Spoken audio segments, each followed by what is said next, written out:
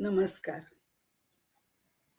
शुका सारिखे पूर्ण वैराग्य ज्याचे वशिष्ठा परी ज्ञान योगेश्वराचे कवी वाल्मिका सारिखा मान्य ऐसा नमस्कार माझा सद्गुरु रामदासा. जय जय रघुवीर समर्थ.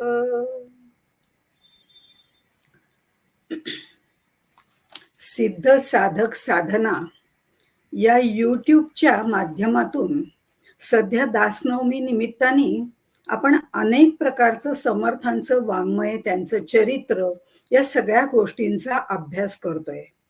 आज आपण त्यामध्ये आत्मारामाचा या ग्रंथाचा विचार करणार आहोत.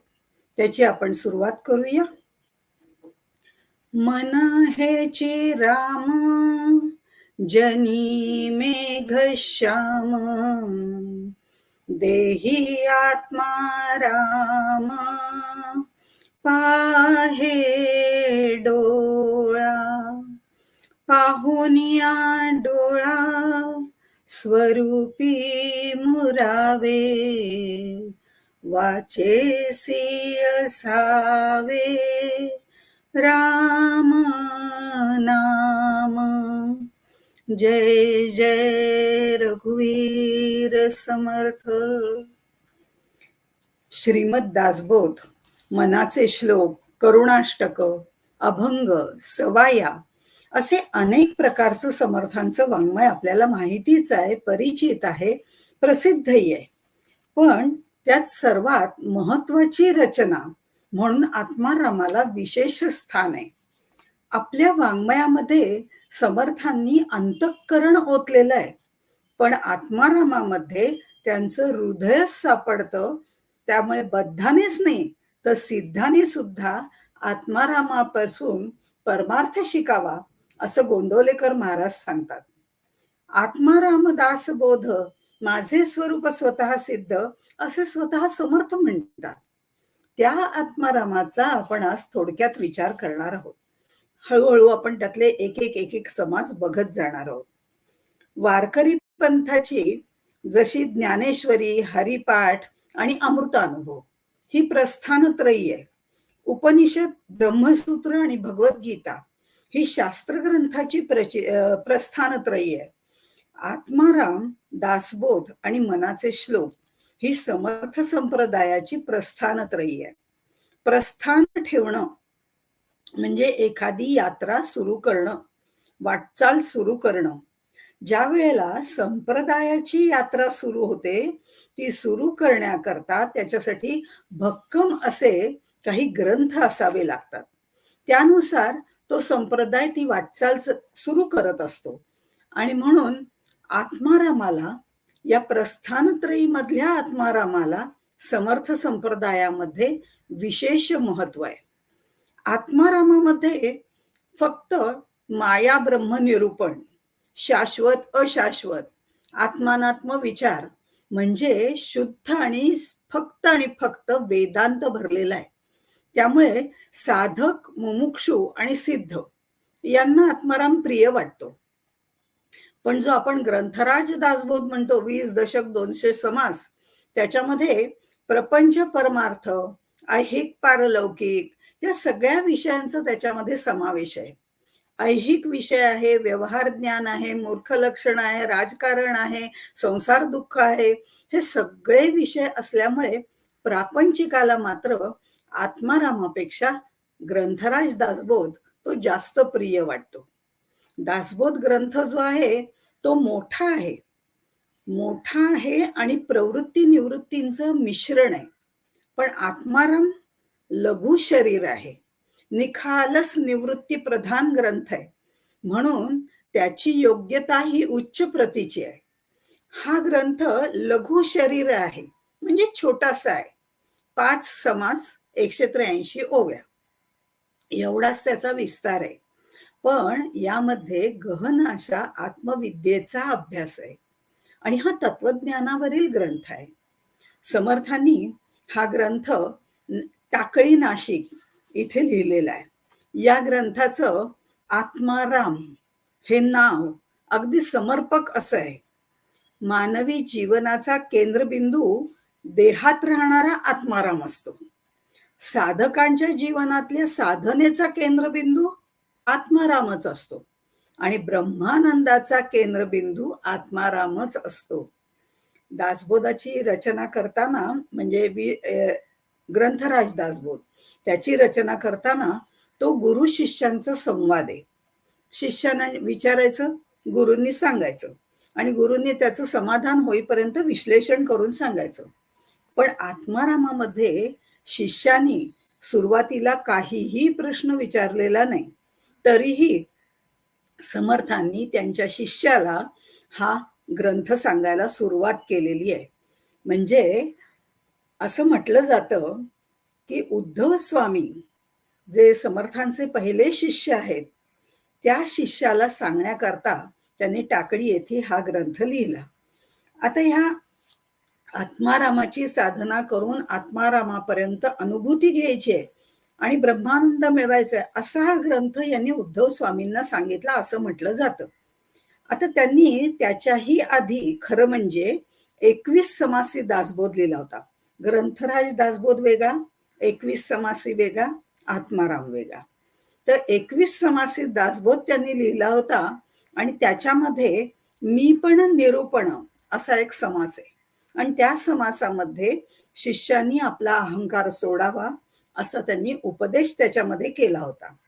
पण कदाचित उद्धवाच्या ते लक्षात राहिलं नसेल किंवा त्याचा अहंकार अजून सुटला नसेल, म्हणून समर्थांच्या हे लक्षात आलं आणि त्यांनी तो उद्धवाला सांगितला असं काही जण म्हणतात. तर काही जण म्हणतात की समर्थांनी आजूबाजूच्या आपल्या शिष्यांना बघितलं, त्यांचा अहंकार गेलेला नाहीये हे त्यांच्या लक्षात आलं. मी 21 समासी दासबोध सांगितला, त्याच्यात मी पण निरूपण सांगितलं, अहंकाराचं विसर्जन करायला सांगितलं, तरीही यांना अजून कळलं नाही आणि हे काही विचारत सुद्धा नाहीयेत. हे सगळं समर्थांच्या लक्षात आल्यानंतर त्यांनी तो दासबोध सांगितला असं त्यांनी काही जणांनी असं म्हटलेलं आहे. आता खरं पाहता टाकळी इथे उद्धव हा सुद्धा होताच आणि उद्धवाला त्यांनी आपला मानसपुत्र मानलेला आहे. म्हणजे उद्धव लहानपणापासून त्यांच्याकडे होता आणि समर्थांच्या मांडीवर उद्धवाची मुंज लागलेली आहे. त्याला सांगितलं असेल, शिष्यांना सांगितलं असेल, पण आपण म्हणूया तो आपल्याला सांगितला. 21 समासी दासबोध किंवा जुना दासबोध हा आधी लिहिला, नंतर आत्माराम लिहिला आणि नंतर 20 दशक 200 समास हा लिहिला. असं सगळं हे आपण जर विचारात घेतलं तर सद्गुरूंना जर आपल्या शिष्यांनी आपण काही सांगितलं आणि त्याप्रमाणे आचरणात आणलं नाही आणि त्यांचा अहंकार गेला नाही, त्यांच्यामध्ये दोष आहे ते लक्षात आलं, तर त्याचं सद्गुरूंना वाईट वाटतं. सद्गुरू शिष्यांना नेहमी वाईट वृत्तीतून बाहेर काढतात. उद्धवाला सुद्धा अहंकारातून सोडवण्यासाठी त्यांनी 21 समासी दासबोधामध्ये आधी मी पण निरूपण सांगितलं आणि नंतर आत्मारामाचीही रचना त्यांना करावी लागली. अर्थात जसं अर्जुनाचं निमित्त करून भगवंतानी भगवद्गीता आम्हाला सांगितली, तसं आपण म्हणू की शिष्यांचं निमित्त करून समर्थांनी हा जो सगळा आत्माराम आहे तो आम्हाला सांगितला असंही म्हणायला हरकत नाही. या आत्मारामाचा हा ग्रंथ तत्वज्ञानाचा ग्रंथ आहे, बोधनाचा ग्रंथ आहे आणि महत्वाचा ग्रंथ आहे, प्रस्थानत्रयी मधला ग्रंथ आहे, अध्यात्म ग्रंथ आहे. अध्यात्म ग्रंथ म्हटलं की त्याला अनुबंध चतुष्टय असतो. प्रत्येक ग्रंथाला अनुबंध चतुष्टय असतो. अनुबंध चतुष्टय म्हणजे काय? 4 गोष्टी महत्वाच्या त्यातल्या: अधिकारी, विषय, प्रयोजन आणि फलप्राप्ती. आता याचा अधिकारी कोण आहे? तर परमार्थ ग्रंथाचा अभ्यास करून सुद्धा ज्याला परम अर्थ कळला नाही किंवा परम अर्थ नक्की काय हे समजलं नाही आणि त्याचा भ्रम नाहीसा झाला नाही, ते सगळे याचे अधिकारी आहेत. आता भ्रम तरी कसले असतात? नामरूपाचे भ्रम आहेत. पंचभौतिक हे जग खरं वाटणं हा सुद्धा जगतरूपी भ्रम आहे. जीव आणि आत्मा यांच्यामध्ये भेद करणं हा सुद्धा भ्रमच आहे. कर्तृत्व, भोक्तृत्व माझंच आहे, जीवाचंच आहे असं समजणं हाही भ्रम आहे.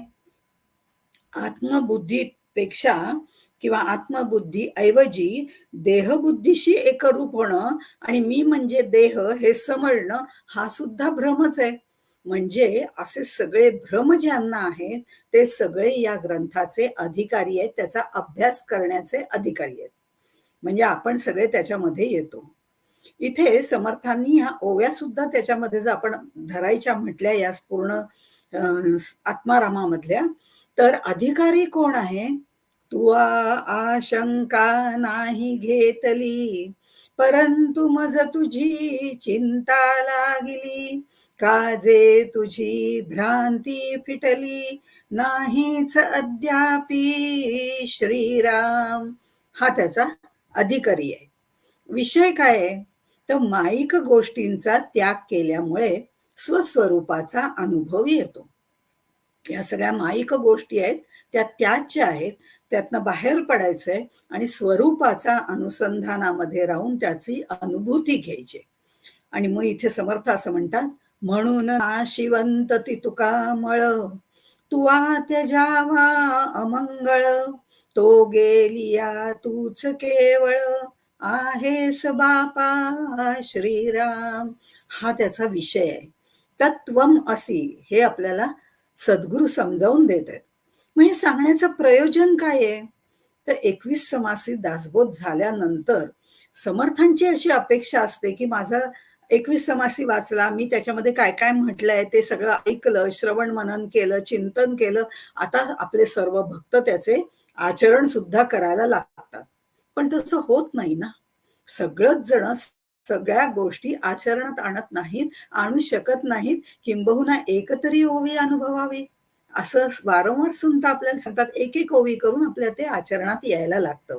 आणि त्यामुळे ज्यांचा मीपणा गेला नाही तो मीपणा घालवण्यासाठी हे प्रयोजन त्याचं आहे. लिहिण्याचं प्रयोजन काय आहे? दासबोधी समासी निर्मूळ केले मीपणासी, तया निरूपणे ही वृत्तीसी, पालट दिसेना श्रीराम. अशी ही काही पालटच होत नाही तुझ्यामध्ये, म्हणून हे प्रयोजन झालं आत्माराम लिहिण्याचं.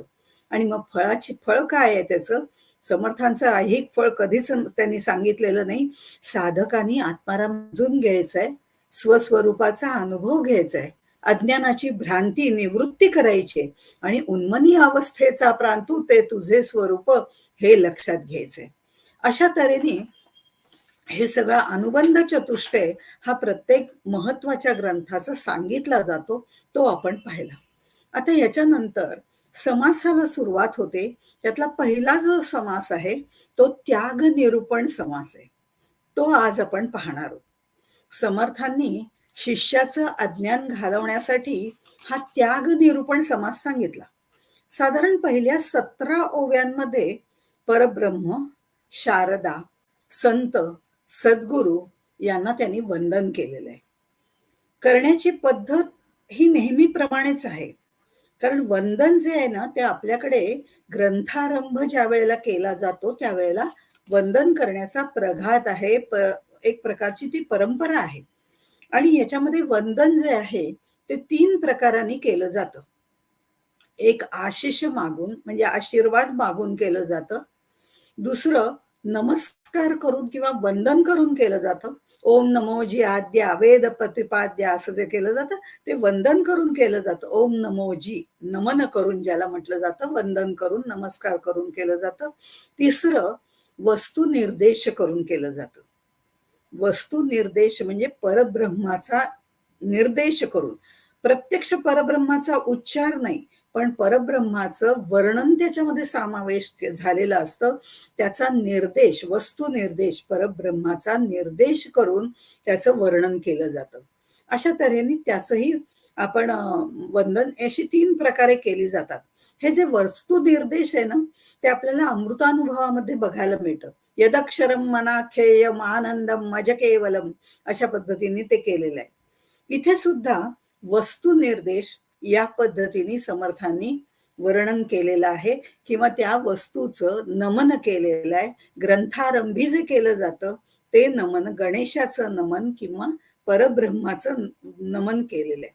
त्याच्यामध्ये ते असं म्हणतात, जयास लटिका आळ आला, जो माया गौरी पासून झाला, झालाची नाही तया अरूपाला, रूप कैसे श्रीराम. खर तर हे निर्गुण निराकाराचं वर्णन आहे, नमन आहे. झालाच नाही त्या अरूपाला, रूप कैसे, तो अरूप आहे, अव्यय आहे, तो दिसत नाहीये, तो जाणवत नाहीये, तो आम्हाला ओळखता येत नाहीये. आता जे दिसत नाही, जे जाणवत नाही, जे ओळखता येत नाही, त्याला सत्य म्हणायचं. आणि जे हे सगळं जग दिसतंय, जाणवतंय, हा दृश्य पसारा, याला भ्रम म्हणायचं, ते मिथ्या आहे असं म्हणायचं. हे सगळंच अतर्क्य वाटतं. म्हणूनच कदाचित ब्रह्म हा शब्द व्यवहारामध्ये आम्ही ब्रह्म घोटाळा म्हणून वापरतो. अर्थात हा विनोदाचा भाग आहे, पण ब्रह्म आहेच आहे. आणि असतची असे, असंच आहे, अजन्म आहे, अव्यय आहे, त्याचं इथे नमन केलेलं आहे. पण म्हणताना मात्र गमतीशीर म्हटलेलं आहे, जो माया गौरी पासून निर्माण झाला, हा त्याच्यावरती आरोप केलेला आहे. जयास लटिका आळ आला, हा त्याच्यावर आरोप केलेला आहे. खरं तर तो आहेच, पण तो असताना सुद्धा खरं तर तो तिच्याही आधीपासून आहे. त्याला उत्पत्ती नाही, नाश नाही, काहीच नाही. तो माया गौरीपासून झाला असं त्याच्यावरती आरोप केलेला आहे. हा आरोप होतो ना, याचा अर्थ तो आरोप खरा असतोच असं नाही. त्याच्यावर तो आळ आलेला आहे. मुळात जे खरं असेल ते म्हणजे ज्याचा आरोप आलेला असतो, तो आरोप खरा असेलच असं नाही. कारण आरोप हा सिद्ध झालेला नसतो. परब्रह्म ओंकार रूप शब्द ब्रह्म गणेश, गौरी नंदन गणेश, अशा एकाच रूपाचे अनेक रूप त्यांनी ह्याच्यामध्ये मांडलेली आहेत. म्हणजे सगुणाचंही वर्णन आहे, निर्गुणाचंही वर्णन आहे. आणि म्हणून निर्गुणाचं वर्णन आहे ते आम्हाला लटिक वाटतं. त्याच्यावर आळ घातलाय असं त्यांनी म्हटलंय, कारण ते अजून सिद्ध झालं नाही असं ते म्हणतात. श्रीकृष्णावरती स्यमंतक मण्याचा आळ आला. आळ आला म्हणजे त्याच्यावर तो लादला, पण तो खरा होता का? नाही. तसं हा माया गौरीपासून झाला असं त्याच्यावरती आरोप केलेला आहे, पण तो कुणापासूनच झालेला नाही, तो आहेच आहे. इथं त्यांनी लटिका असं म्हटलेलं आहे. आळ या शब्दाला सुद्धा एक लोभ स्वरूप दिलंय, लटिका. नाहीतर खरं म्हणजे ते असंही म्हणू शकले असते, जयास खोटा आळ आला. पण त्याच्यात वृक्षपणा आहे, ते परब्रह्म आहे, ते ओंकार स्वरूप गणेशाचं वंदन आहे, ते वस्तू निर्देश वंदन आहे. म्हणून तिथे लटिका हा शब्द त्यांनी अगदी कोमलपणे वापरलेला आहे. कारण नामरूपाच्या पलीकडे तो आहे. त्याला आकार नाही, त्याला रूप नाही, त्याला रंग नाही, त्याला नाम तरी कसं देणार? पण आहे तो, हे मात्र नक्की आहे. त्या परब्रह्माला मी भावबळाने नमन करतोय. आणि म्हणून त्यांनी जयास असं म्हणून टाकलं. असं स्पेसिफिक कुठलं नाव घेतलं नाही. मग पुढे ते असं म्हणतात, नमन तिची या निजपदा, माया वाग्देवी शारदा, जयेचेनी प्रवर्तती संवदा, संत महानुभाव श्रीराम. हे सगळं वर्णन परब्रह्माचं केल्यानंतर मग त्यांनी शारदा मातेचं वंदन केलेलं आहे किंवा मूळ मायेचं वंदन केलेलं आहे. शारदा माता, मूळ माया यांचं वर्णन केलेलं आहे. ह्या शुद्ध परब्रह्मामध्ये जेव्हा एकोहम असं स्पंदन झालं, तेव्हा त्याला शबलत्व आलं. त्यालाच मूळ माया असं म्हटलं जातं. ती शक्ती स्वरूप आहे, ती ऊर्जा स्वरूप आहे. सजीवतेमध्ये ती चैतन्य शक्ती म्हणून असते, तर मनामध्ये ती कल्पना शक्ती म्हणून असते, बुद्धीत ती विचार शक्ती म्हणून असते. त्या शारदेला नमन केलेलं आहे. परब्रह्म आणि शारदा याविषयी सांगताना परब्रह्माची माया म्हणतात, ईश्वराची शक्ती म्हणतात, गणेशाची शारदा म्हणतात. अरूप परब्रह्माच्या स्वरूपाला अनंत रूप देणारी ती महामाया म्हणतात. निसर्गात अतर्क्य अशा अनेक रचना असतात आणि त्या घडवणारी ती महासरस्वती असते आणि निर्मिती बरोबर संहार घडवून आणते ती महाकाली असते. थोडक्यात प्रत्येकात जी जी शक्ती आहे ती परब्रह्माची माया आहे. आकाशातली व्यापन शक्ती असेल, ईश्वरातली ईशन शक्ती असेल, पृथ्वीची धारणा शक्ती असेल किंवा अग्नीची दाहक शक्ती असेल, वायूची चलन शक्ती असेल, पाण्यातली विलयन शक्ती असेल, ही सगळी मायेची रूप आहेत. अशी ही वाणीची देवता शारदा आहे. तीच मूळ माया आहे, तीच जगदीश्वरी आहे. या वाग्देवी शारदेला नमन करण्यामागचा आणखीन एक हेतू तोही असा आहे की वाग्देवता ही वक्ता आणि श्रोता या दोघांनाही प्रसन्न असली पाहिजे, तरच दोघांमध्ये संवाद घडू शकतो. सांगण्यासाठी वाणीची देवता प्रसन्न असावी लागते आणि जे सहजपणे सांगितलं जातं त्या शब्दांचा अर्थ सुलभ करून आकलन करून घेण्याकरता श्रोत्याजवळ सुद्धा ती शारदा देवी प्रसन्न असावी लागते, कारण त्यामुळे त्याला अर्थ समजायला लागतो आणि वक्त्याला तो सांगता येतो. या दोन्हीवर कृपा असावी लागते, कारण ती चत्वार वाणींची देवता आहे. ही चत्वार वाणींची देवता परब्रह्माने निर्माण केलेल्या ब्रह्मांडाचा आणि या चत्वार वाणीच्या निर्मितीचा असा जर आपण दोन्ही संबंध लावायला लागलो, म्हणजे परब्रह्माच्या वाणीची निर्मिती, परब्रह्माची निर्मिती कशी होते आणि चत्वार वाणींची निर्मिती कशी होते, ह्या दोन्हींची जर तुलना आपण करायला गेलो तर आपल्या लक्षात येतं दोन्हींची निर्मिती सारखीच झालेली आहे. कशी सारखी झालेली आहे याचा आपण थोडक्यात विचार करूया. ते परब्रह्म शांत निवांत बसलेलं होतं. शांत निवांत होतं, निर्गुण होतं, स्वस्थ होतं, असं त्याचं वर्णन केलंय. आम्ही कधीही स्वस्थ बसू शकत नाही.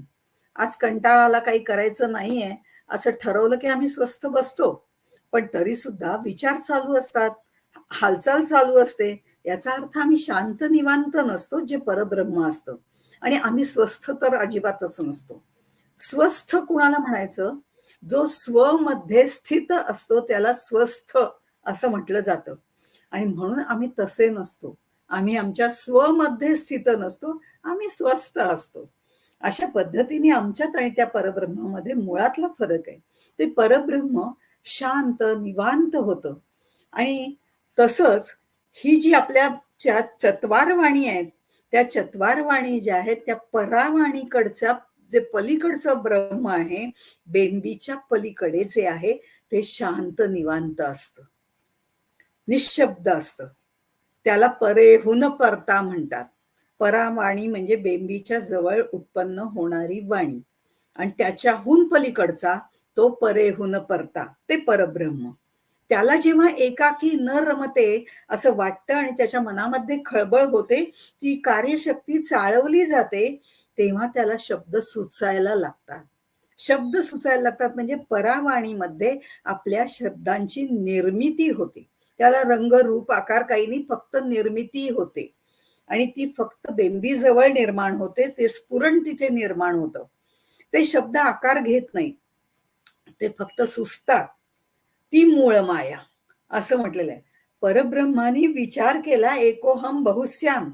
आपण शब्दांवर विचार करायला सुरुवात करतो आणि मग पश्यंती वाणी जी हृदयाच्या जवळ असते तिच्यामध्ये त्या हृदयाशी आम्ही त्या शब्दांचे आकार निर्माण करतो. कोणता शब्द बोलायचा, कसा बोलायचा, हा जो विचार आहे, शहाणा आहे आणि शहाणाच आहेस बघा, शहाणा शब्द दोन्हीकडे आहे, पण अर्थ वेगवेगळे आहेत. उच्चार कसा करायचा हे आपल्या पश्चंती वाणीजवळ ठरवलं जातं, हृदयात ठरवलं जातं.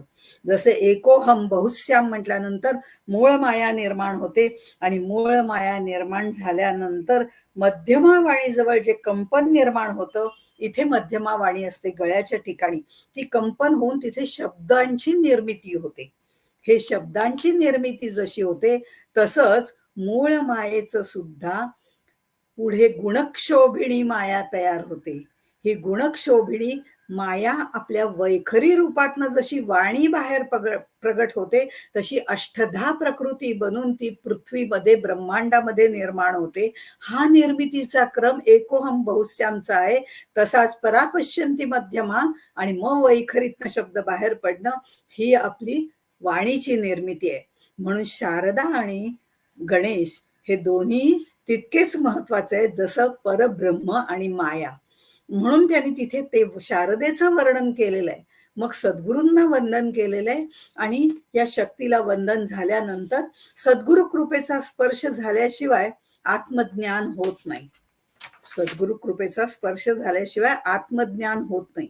आणि ज्ञानातेव तू कैवल्यम, ज्ञान जे आहे त्या ज्ञानाने मोक्ष मिळतो. आता ज्ञानाशिवाय मोक्ष नाही, सद्गुरूंशिवाय ज्ञान नाही, आणि भक्तीशिवाय चित्तशुद्धी नाही, आणि वैराग्याशिवाय गती नाही. या 4 गोष्टी समर्थांनी याच्यामध्ये मांडलेल्या आहेत आत्मारामामध्ये. त्याच 4 गोष्टी आपण ह्या 5 समासांमध्ये बघणार आहोत. मग इथे सद्गुरु कृपेचा परिस्पर्श झाल्याशिवाय आत्मज्ञान होत नाही. आणि सद्गुरूंनंतर समर्थांचं जर बघितलं आपण, सद्गुरू ते समर्थांचे समर्थ, ज्याला समर्थ श्रीराम असं म्हणतात, किंवा त्या श्रीरामाला ते समर्थ असं म्हणतात. ते त्यांचं आराध्य दैवत आहे.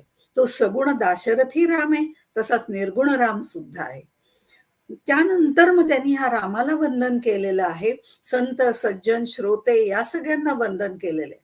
अशा प्रकारे सर्व वंदन केल्यानंतर शिष्याच्या ठिकाणी जो अज्ञान अहंकार आला होता तो त्यांना लक्षात आलेला होता. 21 समासी दासबोधात सांगून सुद्धा वृत्तीत फरक पडला नव्हता. आणि समर्थांना त्या शिष्यांची करुणा आली, कारण हा करुणा भाव सद्गुरूंच्या चरणी नेहमी विलसत असतो. आणि ती करुणा दृष्टी ते आपल्या शिष्यांवर टाकतात. करुणा जी आहे ती माणसाला बोलायला लावते. शिष्याची जिज्ञासा निर्माण झाल्याशिवाय किंवा शिष्याने प्रश्न विचारल्याशिवाय सद्गुरूंनी कोणतंही ज्ञान त्याला सांगू नये असा सामान्य दंडक असतो. विचारल्याशिवाय सांगू नये. आपल्याला फार विचारल्याशिवाय सांगायला जायचं फार आहे, तर मी तुला सांगते काय ते, कशाला विचारलंय का तर सांग ना. हे आपल्याला व्यवहारात सुद्धा उपयोगी पडतं. विचारलं तर सांगावं, कारण विचारल्यानंतर माणूस ऐकण्याच्या मनस्थितीत असतो. न विचारताच आपण कोणाला सल्ले द्यायला लागलं की म्हणतात फुकटचे सल्ले द्यायला यांना काय जातं.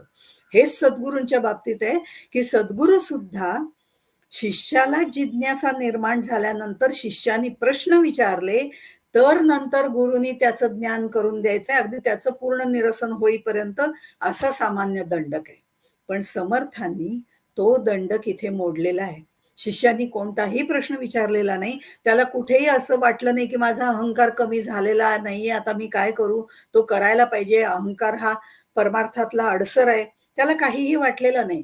तरी सुद्धा मग समर्थ असं म्हणतात, ते मोठ्या ह्यानी सांगतायत, तुवा आशंका नाही घेतली, परंतु मज तुझी चिंता लागली, काजे तुझी भ्रांती फिटली, नाहीच अद्यापि श्रीराम. हा अधिकारी आहे असं मी सांगितलं. इथे ते शिष्याला आता सांगतात, अरे तू मला काही विचारलं नाहीस रे, पण मलाच राहवत नाहीये ना. सद्गुरूंच्या सान्निध्यात असणारा शिष्य हा सुद्धा वैराग्य संपन्न असायला हवा. पण तुझा हा अहंकार अज्ञान अजून गेलेलं नाहीये, आणि तुला साधं शंकाही विचारावीशी वाटली नाही. आता साधारणपणे शंका कधी विचारल्या जातात? शंका कधी विचारल्या जातात आणि शंका केव्हा विचारणार? तर कसं असतं की साधारणपणे जेव्हा सांगितलेलं काहीच समजत नाही तेव्हा शंका तरी कशा विचारणार? हे आमच्यासारख्यांचं उदाहरण देते, की जेव्हा काही सांगितलेलं समजतच नाही, बोलतायत बाबा बोलतायत. त्या एक आजीबाई होत्या. त्या असं प्रवचन कीर्तनाला गेलेल्या होत्या आणि त्या नेहमी तिथे जायच्या आणि वाती वळत बसायच्या. आल्यावर शेजारणीला सांगायच्या, "काय सुंदर प्रवचन केलं बाईंनी, काय विचारू नका." हे म्हणे, "हो का? काय सांगितलं हो त्यांनी आज?" "ते काही माहिती नाही," म्हणे मला. "माझ्या 1000 वाती वळून झाल्या."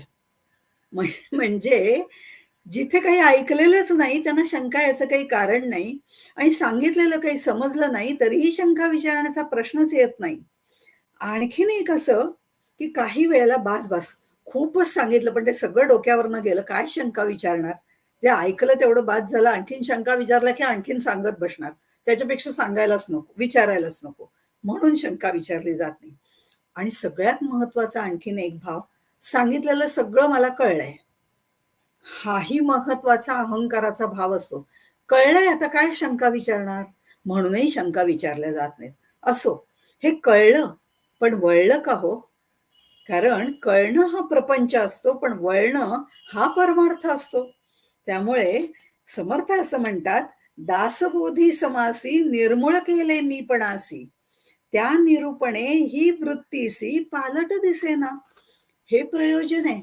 म्हणजे आचरण्यात येण्यासारखं असून सुद्धा तुला ते आचरणात आणता आलेलं नाहीये आणि तुला ते कळलंय कळलंय असं वाटत असेल तरी पण वळलं नाहीये आणि तू मला काही विचारत नाहीयेस.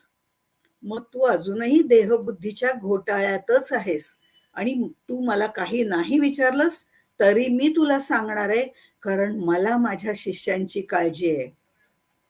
आचरणात येण्यासाठी नुसतं श्रवण करून चालत नाही. त्याचं मनन चिंतन करावं लागतं, निधिध्यासन करावं लागतं. तेव्हा कुठे एकतरी ओवी अनुभवावी मधली अर्धी ओवी आचरणात यायला लागते. आणि ही श्रवण जी आहे, ते श्रवण ही परमार्थाची पहिली पायरी आहे. आता हे श्रवण कसं असावं याच्यासाठी समर्थ शिष्यांना एक दाखला देतात. ते दाखला देताना असं म्हणतात 22व्या ओवीमध्ये, चातक पक्षी वरच्यावरी चंचू पसरुनी थेंबुटा धरी जीवन सकळ ही अव्हेरी भूमंडळीचे श्रीराम.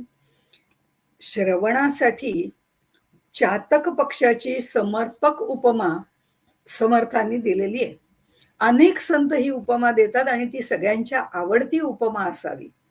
चातक पक्षी जो आहे तो आकाशातनं पडणारे पावसाचे थेंबच ग्रहण करतो. जेव्हा जेव्हा पाऊस पडतो तेव्हा आपली चोच अशी उघडून धरतो आणि त्याच्यात ते पाणी ग्रहण करतो. म्हणजे पावसाचे थेंब डायरेक्ट त्याच्या चोचीमध्ये पडतात, तेवढेच तो पितो. फक्त डिस्टिल्ड वॉटर, कुठेही त्याच्यामध्ये मिसळण नाही, अशुद्धता नाही, वरनं पडलेला शुद्ध थेंब तो ग्रहण करतो, शुद्ध पाणी. तो इतर कुठलंही पाणी पित नाही असं म्हटलं जातं. तो पावसाची वाट बघतो. एकदा काय झालं, पाऊसच पडला नाही हो. त्यावेळी तृषाक्रांत झालेल्या चातकाची अत्यंत वाईट परिस्थिती होती. त्याचा तोल जायला लागला.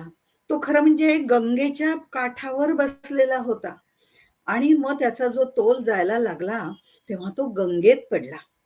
आता गंगेत पडल्यावर तरी त्याने आपलं तोंड उघडावं की नाही, पण तोंडात पाणी जाऊ नये म्हणून त्यांनी चोच घट्ट धरून ठेवली आणि त्यात त्याला आपले प्राण गमवावे लागले. शुद्ध जल त्याला हवं होतं. म्हणजे हे जे शुद्ध जल त्याला हवं होतं ते गंगेचं सुद्धा त्याला नको होतं.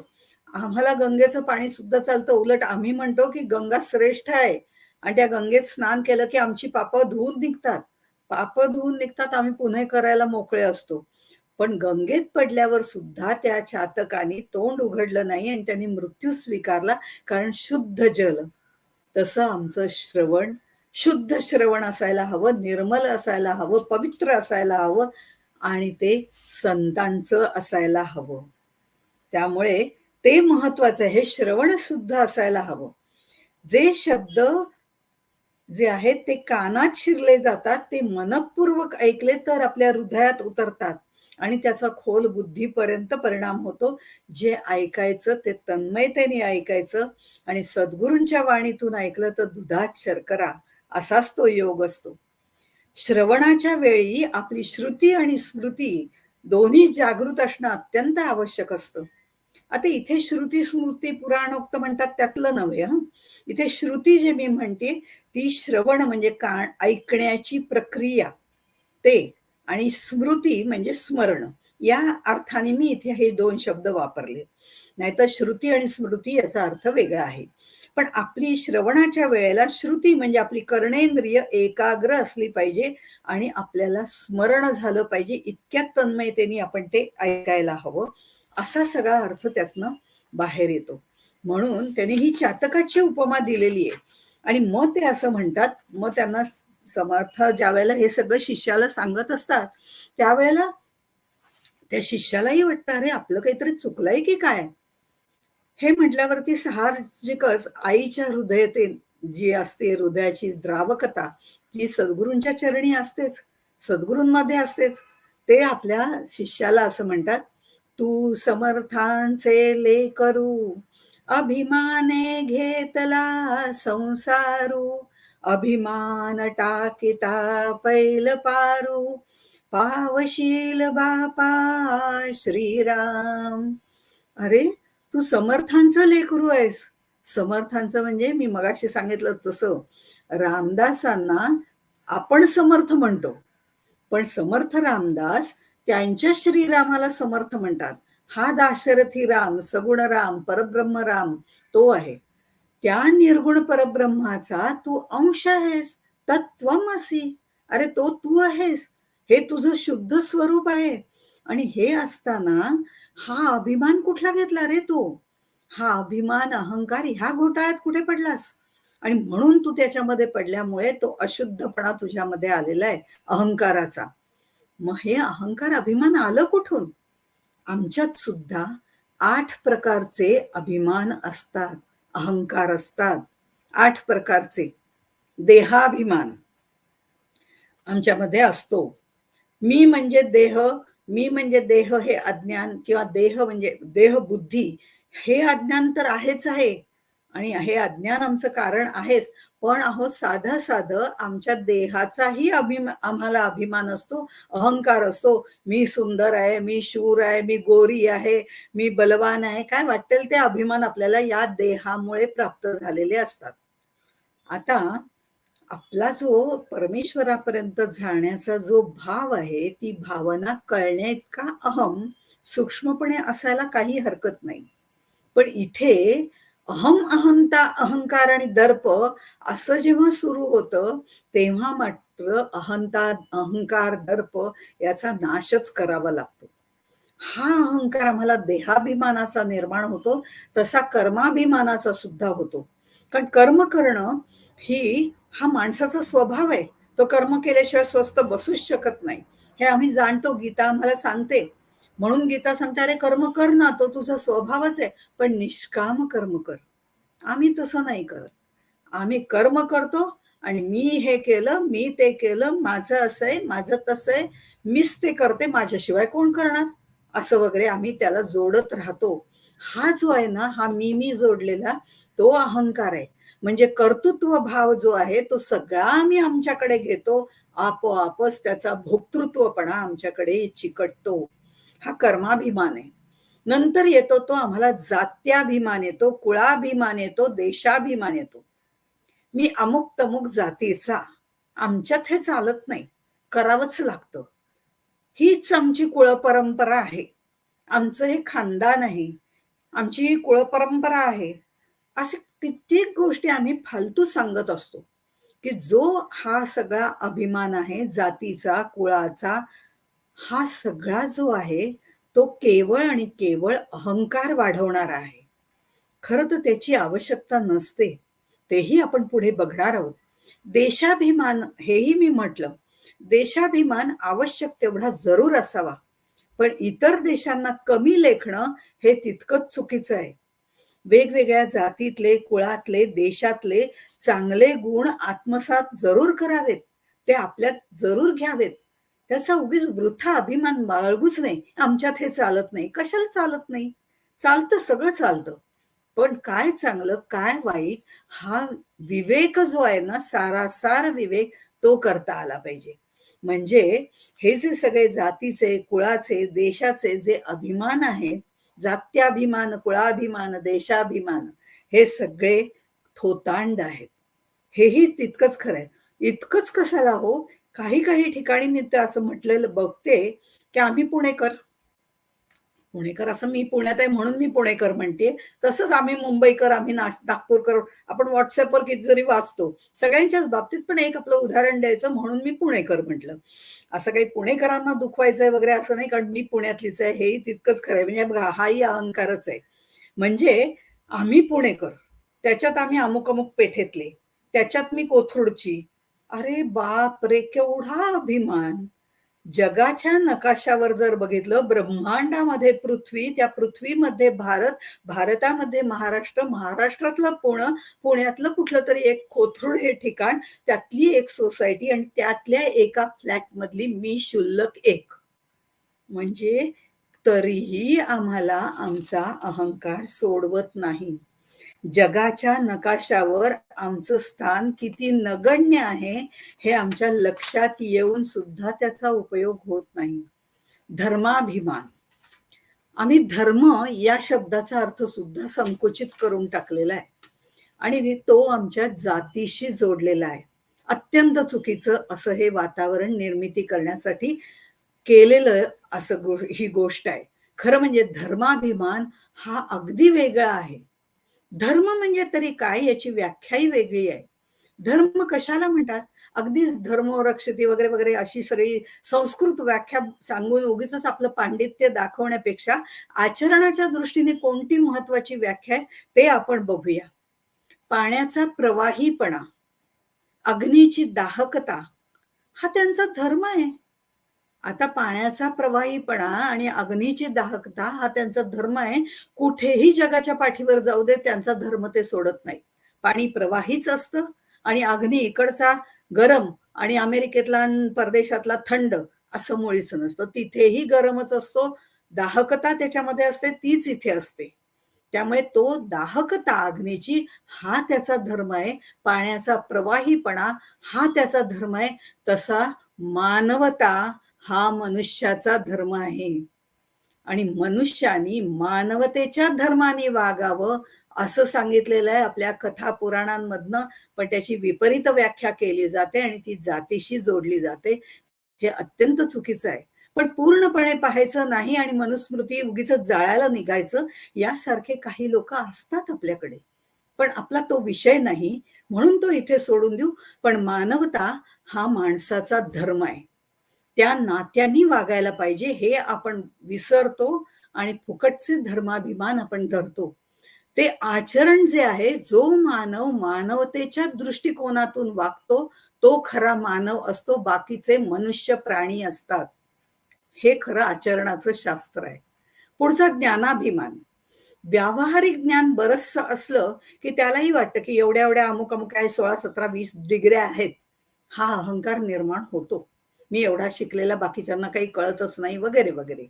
पण हे तर व्यवहारातलं झालं. पण साधकाला सुद्धा, सिद्धाला सुद्धा काही वेळेला अहंकार निर्माण होतो तो त्याच्या ज्ञानाचा. त्याला सर्व सिद्धी प्राप्त होतात आणि त्याचाही त्याला अहंकार होतो की मी बोललो की तसं होतं, मी अमुक केलं की तसं होतं. ही कुठेतरी गर्व होण्याची शक्यता असते. हा जो अहंकार आहे तो साधकाच्या ज्ञानाभिमानाचा, सिद्धींचा गर्व आहे.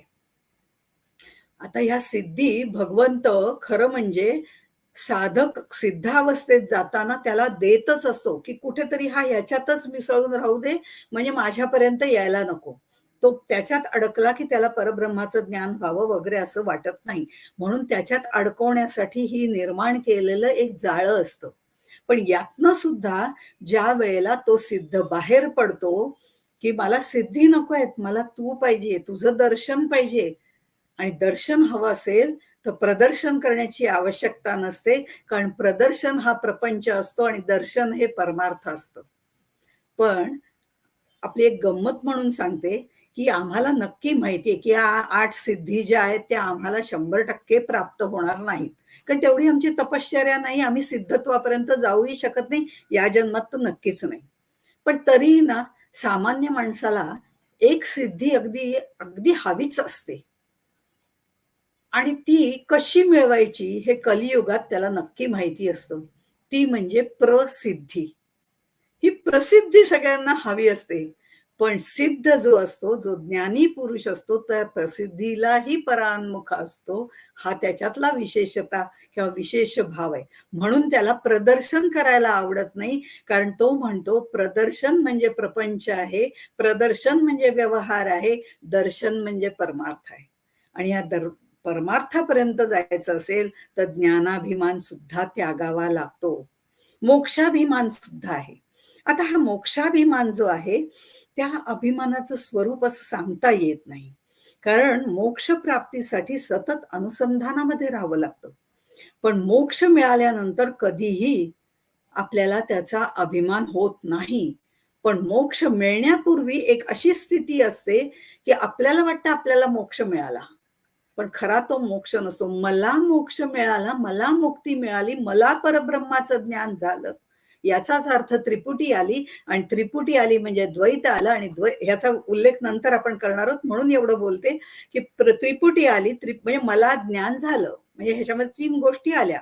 त्यामुळे ही त्रिपुटी आली आणि त्रिपुटी आली की द्वैत आलं आणि द्वैत असेल तिथे आत्मज्ञान नाही. त्यामुळे मोक्ष त्याला मिळालेला नसतो.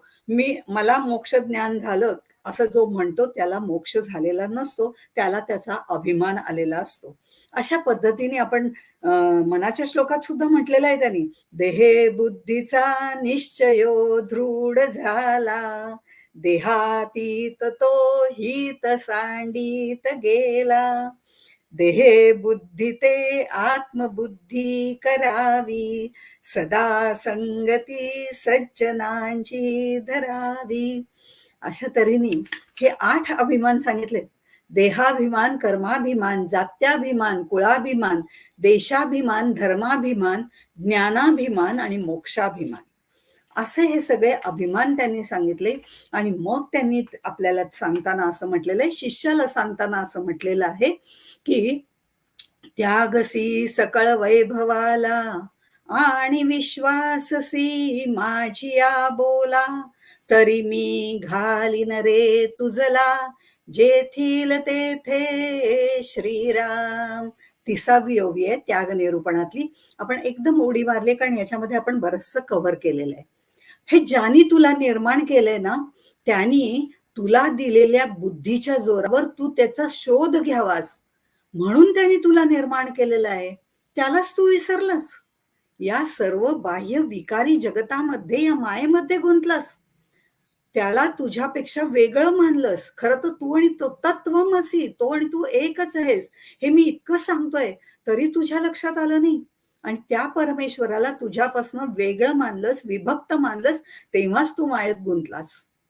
त्यामुळे तुला हे सगळं दुःख भोगावं लागतंय. ही आसक्ती सोडून दे, ह्याचा त्याग कर. व्यावहारिक जगामध्ये ध्येय गाठण्यासाठी जसे गुण आवश्यक असतात, म्हणजे एखादी परीक्षा द्यायची असते आपल्याला, ती पास झाल्याशिवाय त्याच्यात ऍडमिशन मिळत नाही, मेडिकलला ऍडमिशन मिळत नाही. पण ती परीक्षा पास देऊन तेवढे गुण उत्तीर्ण व्हावेच लागतात ना. तसंच परमार्थात आहे हो. काही प्रपंच परमार्थ वेगळा नाहीये, ते व्यवहारातलं झालं. पण इथेही आवश्यक 2 गुण लागतात, ते म्हणजे त्याग आणि श्रद्धा. प्रापंचिक ऐश्वर्याचा त्याग आणि सद्गुरूंवरची श्रद्धा.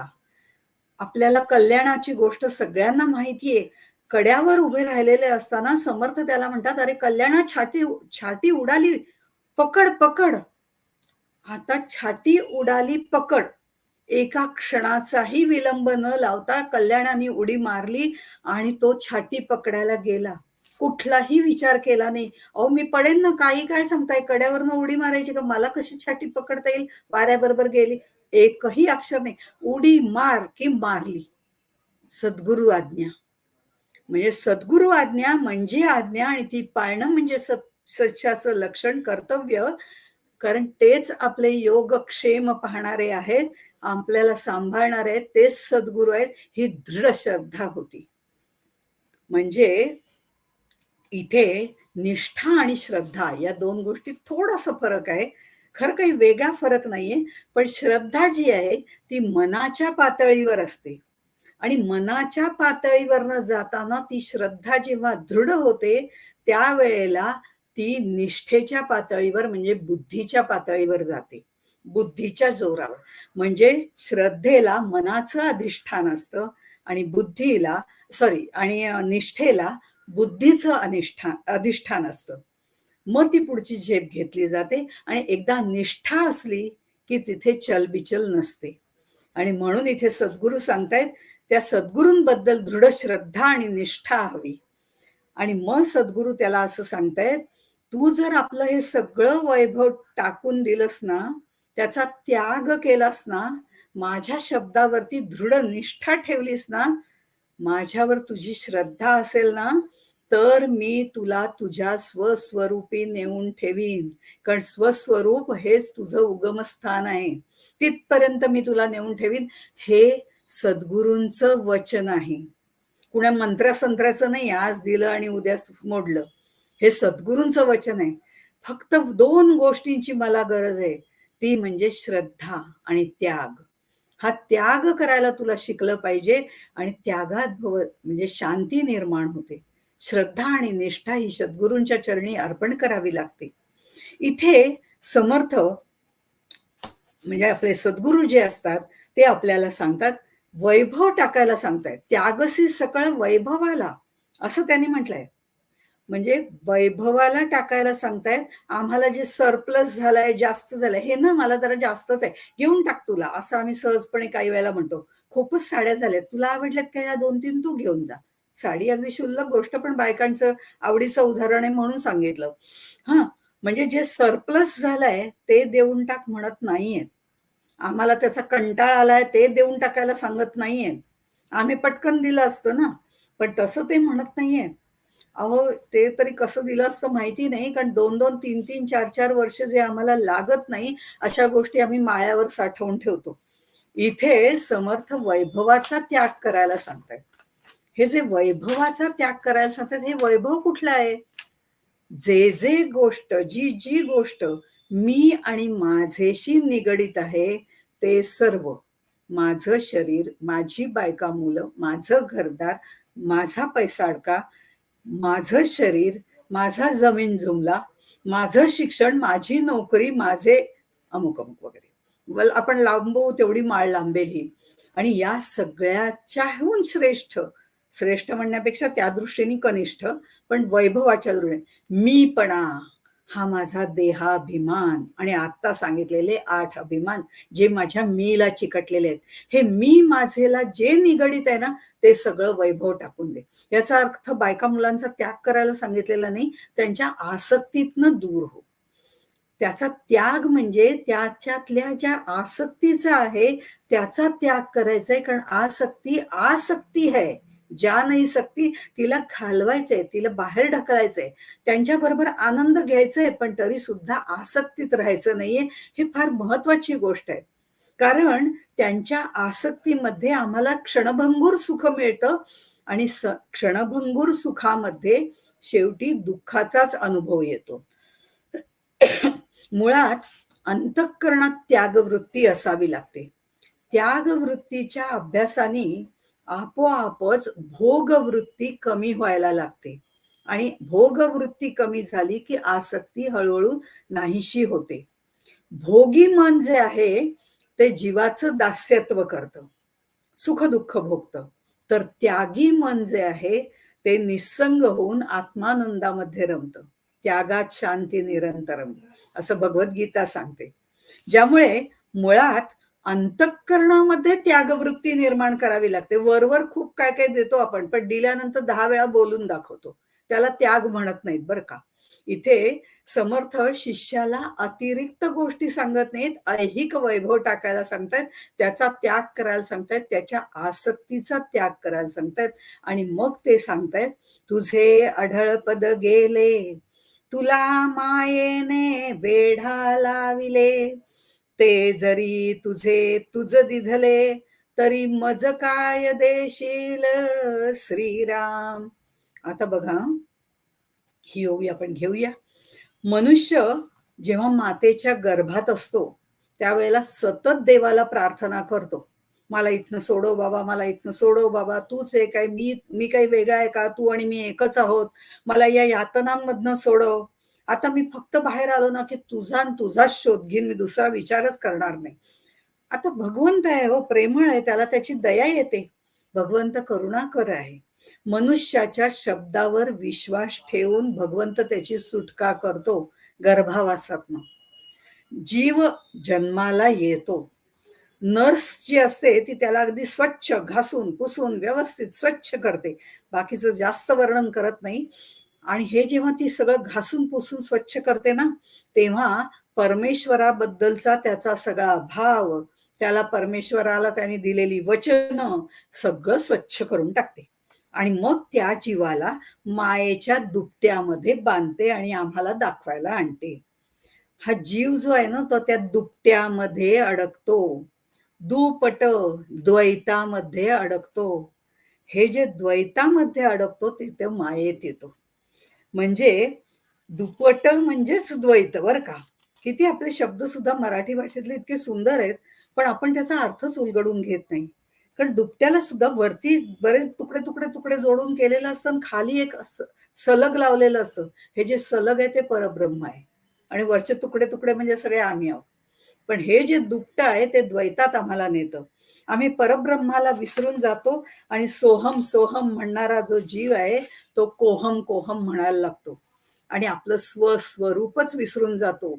म्हणून समर्थ म्हणतायत, तुझं मायेने वेढा लाविले. इथे तुला दुपट्यात बांधलं ना, तेच मायेमध्ये तू गुंतलास. आता त्यातून बाहेर काढून तुला जर ते अढळ पद किंवा परब्रह्म पद जे आहे ते मिळवून मी तुला दिलं, तर तू मला काय देशील? आता बघा, सद्गुरू विचारतात की मी जर तुला हे दिलं तर तू मला काय देशील? थोडं आश्चर्य वाटतं, पण नंतर उलगडा होतो.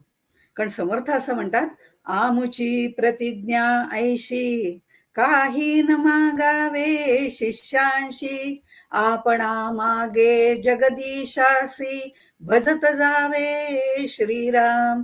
समर्थ शिष्यांजवळ काय मागतात की काहीही आम्हाला मिळवायचं नाही, काही प्राप्तव्य नाही, काही कर्तव्य नाही, काही घ्यायचं नाही, काही द्यायचं नाही. बस आमच्या मागे तुम्ही सुद्धा हरिस्मरण करा आणि तेच पुढे पुढे पुढे अनंत कोटी अनंत जन्म सर्वांच्या मध्ये पसरवा, नाही का.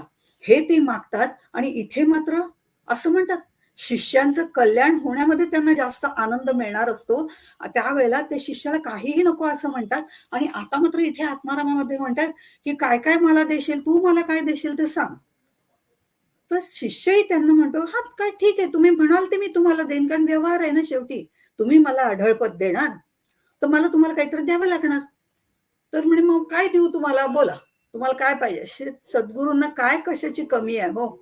पण तरीही ते म्हणतायत की शिष्य त्यांना म्हणतो, काय देऊ, काय तुम्ही म्हणाल ते द्यायला मी तयार आहे. त्यावरती समर्थ जे उत्तर देतात ते फार अप्रतिम आहे. जितुके काही नासोने जाईल, जे अशाश्वत असेल, तुझ समागमे न येईल, ती तुकेच द्यावे श्रीराम. शिष्याच्या कल्याणासाठी समर्थांनी त्याच्याकडे नाशिवंत वस्तू वापरल्यात.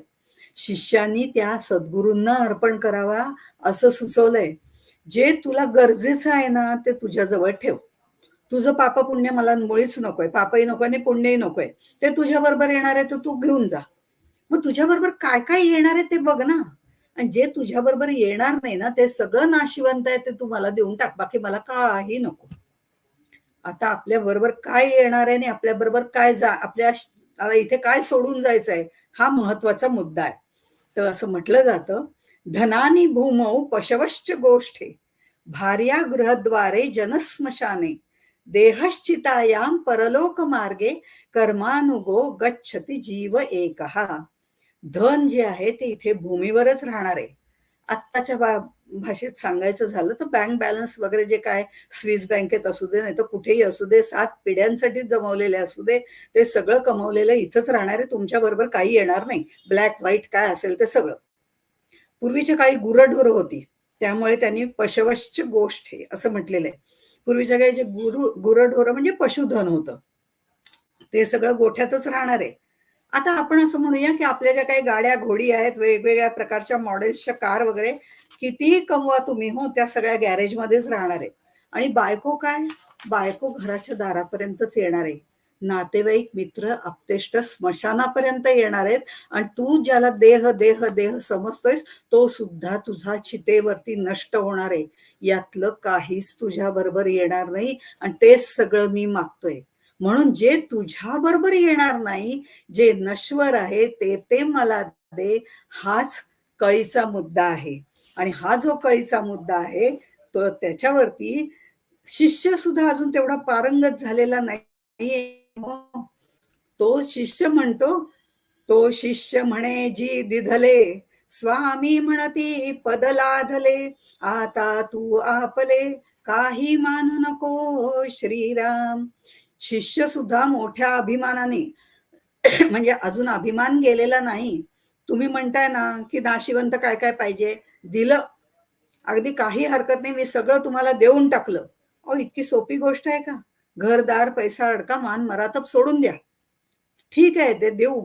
पण खुद्द देह, त्यातले विकार, त्यातले गुणदोष, त्यातले षड्रिपू, हेही नाशिवंत आहे. ते इतक्या सहजी देणं शक्य नाहीये, ते जाणारच नाही तुमच्यातनं. पण तरीही शिष्य म्हणतोय, तुम्ही मागितलंय ना, मी देऊन टाकलं. इतक्या सहजपणे बोलल्यानंतर सद्गुरूलाही लक्षात येतं की शिष्य अजून परिपक्व झालेला नाही. आपल्या भाषेत त्याला अजून मॅच्युरिटी आलेली नाही. मग समर्थ म्हणतात, अच्छा मग तुला आढळपद हवंय ना, ब्रह्म दिलं तुला. जसं त्यांनी सांगितलं नाशिवंत गोष्टी दिल्या तुम्हाला, तसंच ते म्हणतात ब्रह्म दिलं ना तुला, असं त्यांनी सांगितलंय. आणि म्हणून हे सगळी जी आहे ती बोलाचीच कढी आणि बोलाचाच भात असं झालेलं आहे. खरं म्हणजे वास्तवात जर पाहिलं तर शिष्यांनीही काही त्यांना दिलं नाही, आणि समर्थांनी किंवा सद्गुरूंनी सुद्धा शिष्याला काही दिलं नाही. आणि त्यामुळे तोही तिथेच आहे आणि सद्गुरूही तिथे आहेत. फक्त बोलाची कढी आणि बोलाचे भात असं जे म्हटलं जातं त्याप्रमाणे झालं. आणि त्यामुळे समर्थ जे आहेत ते म्हणतात, बरं आता तू मला दिलंस, मी तुला दिलं, माझं काम झालं, आता मी चाललो, असं म्हणून समर्थ बाहेर पडायला लागतात. आणि एखादा जर शिष्य असता ना, तर तोही असा वेड्यासारखा सांगत सुटला असता, त्यावर समर्थांनी दिलं बरं का, मला ब्रह्मपद दिलं. अगदी म्हणजे मी काय आता अहम ब्रह्मास्मीच, दुसरं काही नाही, त्यांच्यानंतर त्यांच्या गादीवर मीच, इथपर्यंत त्याचं. सद्गुरू शिष्याची परीक्षा पाहत असतात. शिष्य साधक जो आहे तो नम्र आहे का, साधक आहे का, श्रद्धावान आहे का, त्याच्या लक्षात येत आहे का की सद्गुरूंना नक्की काय म्हणायचंय. त्यामुळे अजून शिष्याच्या डोक्यात प्रकाश पडत नाहीये.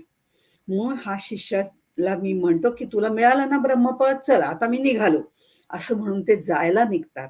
आपणही इथेच थांबूया, कारण आपल्याही मनात असे अनेक प्रश्न उठले असतील की जसे शिष्याच्या मनामध्ये उठले की यांना मी काय दिलं ना, नाशिवंत काय त्यांना पाहिजे ते देईन, माझं घरदार, माझी जी मठी आहे तरी काय माझ्याजवळ, मी त्यांच्या सान्निध्यात राहतो, जे आहे ते त्यांना देऊन टाकेन, काय फरक पडत नाही. इतकं ते सोपं नाहीये. नाशिवंत गोष्टींचा त्याग करणं सोपं नाही. हे नाशिवंत नक्की काय आहे ते आपण नंतर बघणार आहोत. तोपर्यंत इथेच थांबू. जय जय रघुवीर समर्थ.